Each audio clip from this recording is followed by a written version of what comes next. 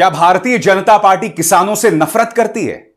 और अगर नहीं करती है तो कंगना रनावत ने यह बयान क्यों दिया? मंडी से भारतीय जनता पार्टी सांसद कंगना रनावत ने एक बार फिर भारतीय जनता पार्टी को शर्मिंदा कर दिया है, और वो भी हरियाणा चुनावों से ठीक पहले।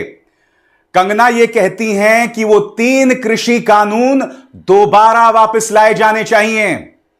दोस्तों याद कीजिए, किसानों ने संघर्ष किया था, 700 किसानों ने अपनी जान गंवा दी थी। प्रधानमंत्री नरेंद्र मोदी को देश के सामने आकर उन 3 कृषि कानूनों को वापस लेना पड़ा था, यह कहते हुए कि मेरी तपस्या में कोई कमी रह गई होगी। और अब कंगना चिढ़ा रही हैं यह कहते हुए कि उन 3 कृषि कानूनों को दोबारा वापस लाना चाहिए। क्या इसमें भारतीय जनता पार्टी की रजामंदी है? या कहीं ऐसा तो नहीं कि कंगना रनावत अपना बदला निकाल रही हैं? और मैं ऐसा क्यों कह रहा हूं, मैं आपको बताता हूं। कंगना की फिल्म इमरजेंसी जो है वो सेंसर बोर्ड में फंसी हुई है। भारतीय जनता पार्टी की सेंसर बोर्ड इसे पारित नहीं कर रही है। क्यों नहीं कर रही है? क्योंकि अदालत के अंदर कंगना के वकील जी एंटरटेनमेंट के वकील ने कहा था कि यह फिल्म को सेंसर बोर्ड इसलिए सर्टिफिकेट नहीं दे रहा है क्योंकि भाजपा को हरियाणा चुनावों में डर का खतरा सता रहा है। एक डर लग रहा है कि अगर हमने इस फिल्म को पारित कर दिया, पास कर दिया, तो कहीं हम हरियाणा का चुनाव ना हार जाएं। खुद उनके वकील ने कहा था कि कंगना की इमरजेंसी के खिलाफ बीजेपी है, और वो भी राजनीतिक कारणों से। अब कंगना चुनावों के दौरान यह बयान दे रही है। सुनिए कंगना ने क्या कहा। किसानों के जो लॉज हैं वो मुझे लगता है जो रिपील हो गए हैं वो फिर से लगने चाहिए। हो सकता है कॉन्ट्रोवर्शियल हो जाए, लेकिन मुझे लगता है किसानों के हितकारी लॉज वापस आने चाहिए और किसानों को खुद इसकी डिमांड करनी चाहिए, और ताकि हमारे किसान भी जैसे बाकी जगहों पे समृद्धि हो रही है, हमारे किसान की समृद्धि में कोई ब्रेक ना लगे। अब जैसे 1 नेशन 1 इलेक्शन सारे ब्यूरोक्रेसी हो गए, सारे जो हमारे लीडर हो गए हर 2-2 3-3 महीने में इलेक्शन करते रहते हैं, तो देश के विकास में किसान जो है वो मेन हमारा एक पिलर ऑफ स्ट्रेंथ है। तो मैं चाहती हूँ कि वो खुद ऐसी अपील करे कि भाई हमारे जो 3 लॉज जो हमसे जो सिर्फ और सिर्फ कुछ एक राज्यों में जो है उन्होंने उसको लेकर जो है आपत्ति जताई थी, मुझे लगता है कि उनको मैं हाथ जोड़ के उनको विनती करती हूँ कि सब किसानों के हित को ध्यान में रखकर जो है वो लॉज जो है वापस मांगे। किसान है। सबसे पहली बात दोस्तों, कंगना को मानो आदत पड़ गई है किसानों का बार बार अपमान करने की। मैं आपको याद दिलाना चाहूंगा कि इसी आंदोलन में 700 किसानों ने अपनी जान गंवा दी थी। सिंधु और टीकरी बॉर्डर पर संघर्ष करके कई किसानों ने अपनी जान गंवा दी थी। किसान अब भी संघर्ष कर रहा है। भारतीय जनता पार्टी को जगह जगह भागना पड़ रहा है।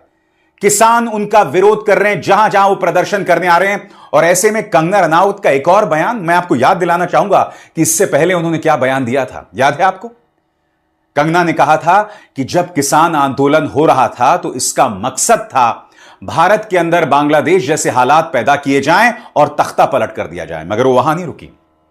उन्होंने यह तक कहा कि किसान आंदोलन के दौरान बलात्कार हो रहे थे, हत्याएं हो रही थी। तब आपको याद है ना, भारतीय जनता पार्टी को बाकायदा संदेश जारी करना पड़ा था कि हमने कंगना रनावत को ऑथराइज नहीं किया है, अधिकृत नहीं किया है कि वो राजनीतिक मुद्दों पर बयान दें, और कंगना इस तरह के बयान देने से बाज आए। आपको कंगना का वो बयान याद है जिसकी वजह से भाजपा को शर्मिंदा होना पड़ा था? सुनिए वो बयान एक बार फिर। तो जो बांग्लादेश में हुआ है ना, वो यहां होते हुए भी देर नहीं लगनी थी। अगर हमारे इतने शीर्ष नेतृत्व जो हमारे इतने सशक्त नहीं होते, यहाँ पे जो फार्मर्स प्रोटेस्ट हुए वहां पे लाशें लटकी थी, वहां पे रेप हो रहे थे। और जब वो किसानों के हितकारी बिल जो वापस लिए गए थे तो पूरा देश जो है वो चौंक गया था। और वो किसान आज भी वहां बैठे हुए हैं। उन्होंने कभी सोचा ही नहीं ये बिल वापस होगा। वो बड़ी लंबी प्लानिंग थी जैसे बांग्लादेश में हुई है। तो इस तरह के षड्यंत्र, और आपको क्या लगता है किसानों, चाइना, अमेरिका, इस तरह की जो विदेशी जो शक्तियां हैं वो यहाँ काम कर रही हैं। और ये फिल्मी लोग हैं, इनको लगता है कि इनकी ये दुकान चलती रहेगी अगर देश चाहे जाए भाड़ में। ऐसा नहीं होता है। देश अगर भाड़ में जाएगा तो आप भी साथ में भाड़ में जाएंगे। ये बात जो है इनको रोज रिमाइंड करानी चाहिए। पर खैर, जितनी इनकी बुद्धि है उतनी इनकी करतूतें भी हैं। तो दोस्तों ये सवाल उठना लाजमी है कि क्या कंगना ने मानो दुश्मनी मोल ली है देश के किसानों के साथ। याद कीजिए, जब किसान आंदोलन चल रहा था तब उन्होंने क्या क्या बातें कही थी। उन्होंने प्रधानमंत्री नरेंद्र मोदी को चुनौती दी थी कि आप 2002 के गुजरात दंगों वाला रौद्र रूप दिखाएं। उन्होंने आंदोलन कर रहे किसानों को याद दिलाई थी, ऑपरेशन ब्लू स्टार की इंदिरा गांधी की याद दिलाई थी। और फिर आपको याद है ना किस तरह से एक एयरपोर्ट में, चंडीगढ़ एयरपोर्ट में इस महिला जवान ने कंगना रनावत को थप्पड़ मारा था। पूरा देश उससे हिल गया था। इन्हें फिर बाद में बेंगलुरु ट्रांसफर कर दिया गया था। दोस्तों, मैं आपसे एक सवाल पूछना चाहता हूं। कंगना बार बार उकसा रही हैं देश के किसानों को, बार बार भड़का रही हैं। मैं यह समझना चाहता हूं कि ठीक चुनावों के दौरान इस तरह का बयान देना, खासतौर से तब जबकि भारतीय जनता पार्टी की हालत इतनी कमजोर है, क्यों कंगना इस तरह के बयान देती हैं और बार बार देती हैं? और फिर वो कहती हैं कि दुनिया उनके पीछे पड़ी हुई है, दुनिया उन्हें बोलने की इजाजत नहीं देती। आप पहले इस चीज पर गौर कीजिए कि आप कितने अनर्गल बयान देती हैं।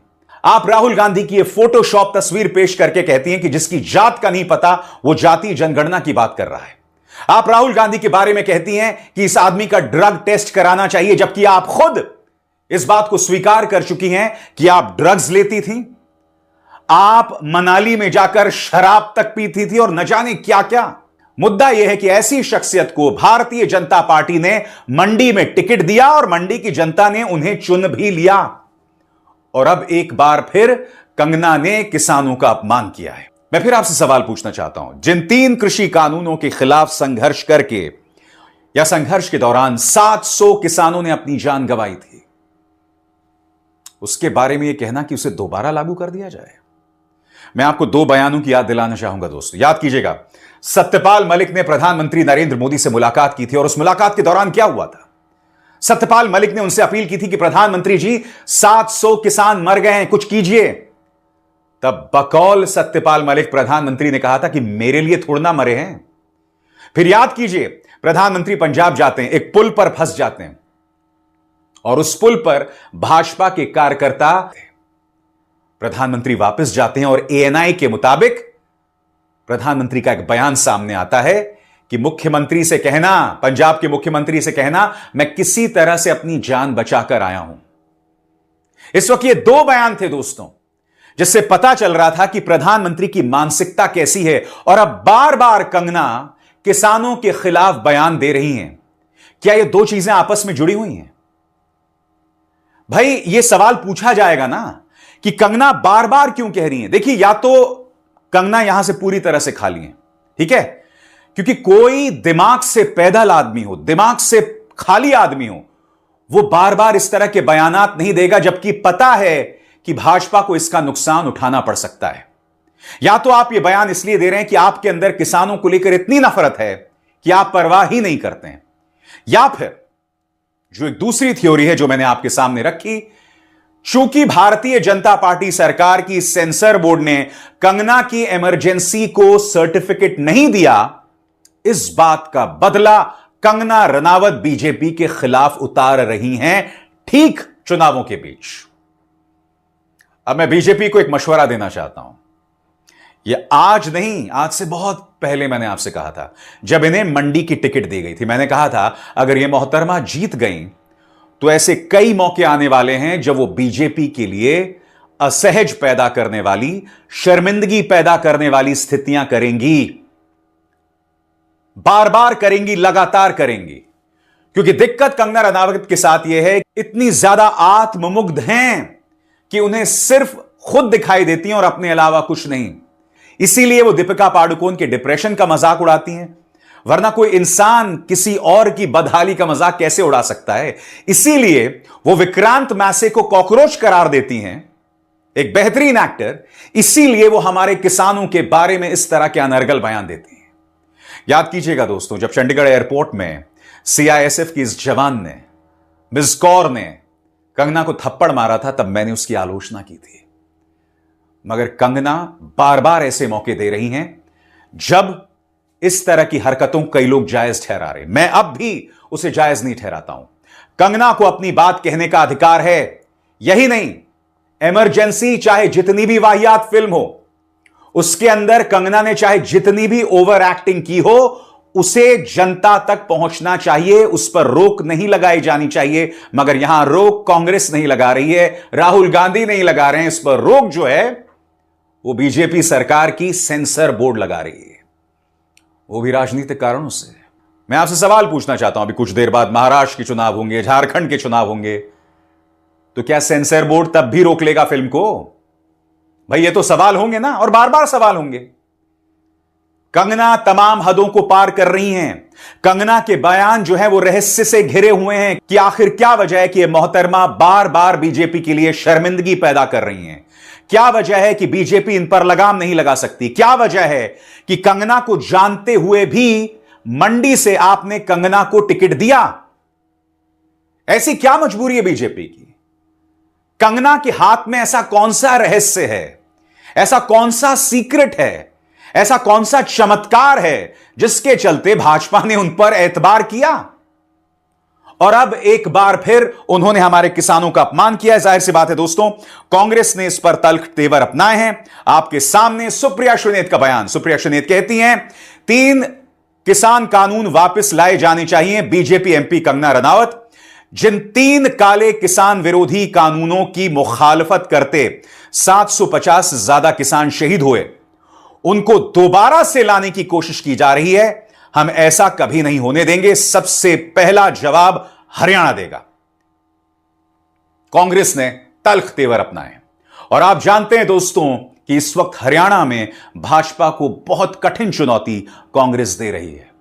जगह जगह पर उनके नेताओं को भगाया जा रहा है, दौड़ाया जा रहा है। बड़े बड़े नेता रैलीज नहीं कर पा रहे हैं। यहां तक कि प्रधानमंत्री नरेंद्र मोदी भी अमेरिका चले गए क्वेट समिट में भाग लेने। यहां पर हरियाणा में, जम्मू कश्मीर में चुनाव हो रहे हैं, प्रधानमंत्री वहां नहीं पहुंचे।